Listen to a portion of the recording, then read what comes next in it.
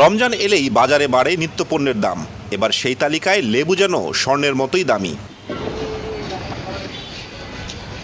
রাজধানীর কারওয়ান বাজারে প্রথম রমজানের দিন ঘুরে ঘুরে দেখা গেছে লেবুর হালি বিক্রি হয়েছে সর্বোচ্চ 200 টাকায়।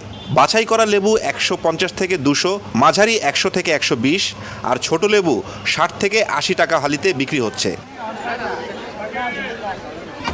শুধু ঢাকা নয়, রাজশাহী ও শরীয়তপুরেও একই চিত্র। কয়েকদিন আগেও যে লেবু 20 থেকে 30 টাকায় মিলত, সেটি এখন 60 থেকে 100 টাকায় বিক্রি হচ্ছে। ক্রেতাদের অভিযোগ, রমজান এলেই বাড়ে দাম, কমে নজরদারি।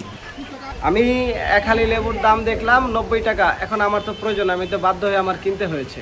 ব্যবসায়ীদের চরিত্রটা এতটাই খারাপ যে রমজান মাস আসলেই প্রয়োজনীয় পণ্য সামগ্রী বা খাদ্যদ্রব্যের দাম তারা বাড়িয়ে দেয়। জনগণের ভোগান্তির জন্য এই ধরনের কাজ করে তাদেরকে খুব দ্রুতই আইনের আওতায় আনা জরুরি।